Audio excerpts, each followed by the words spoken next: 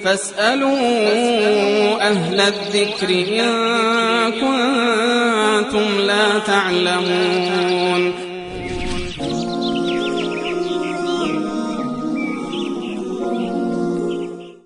سادات از افغانستان سوالشون این بود که ما نماز باید با خشوع باشد،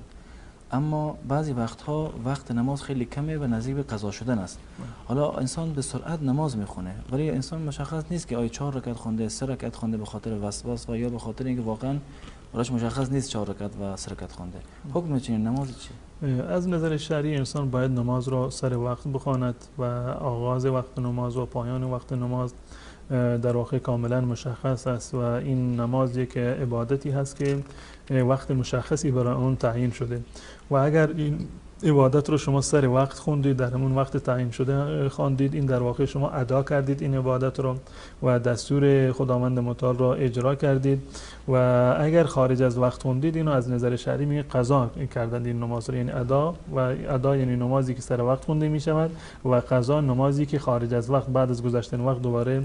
خوانده می شود. در مورد نماز اولاتر و بهتر این است که انسان باید یعنی مواظب باشد و همیشه مراقب باشد که نماز خودش رو در واقع سر وقت بخواند و خشوع و حضور قلبش رو در نماز در واقع همیشه داشته باشد و تدبر و تعقل در ارکان نماز و در قرائت نماز، اذکار و اوراد نماز تضمین کننده این حضور قلب در نماز هست. اما اگر اتفاق افتاد که کسی در هنگام نماز خواندن مثلا نماز 4 رکعتی هست نمیداند که 2 رکعت خونده یا مثلا 3 رکعت خونده، نمیداند که 4 رکعت خونده یا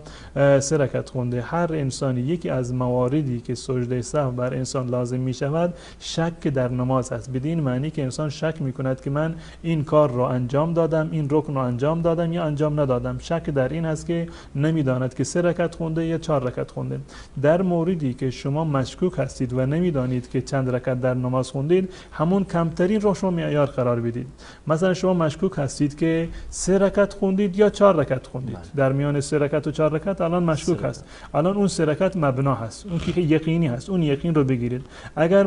مشکوک هستید که 2 رکعت خوندید یا 3 رکعت خوندید، خب 2 رکعتش که یقینی هست، 3 رکعت سوم مشکوک هست، این رکعت سوم رو مشکوکیت رو در واقع رها بکنید، بر اون چیزی که یقینی هست اون در واقع عمل بکنید، یعنی حسابمون رو حساب بکنید. اگر بین 3 و 4 مشکوک هستید 3 رکعت حساب بکنید، 1 رکعت دیگر بخوانید. اگر بین 2 و 3 مشکوک هستید 2 رکعت حساب بکنید، 2 رکعت دیگر بخوانید و بعد از اینکه نماز تمام شد در آخر نماز بعد از سلام در واقع سجده سهوی رو انجام بدند و نمازشون در واقع درست.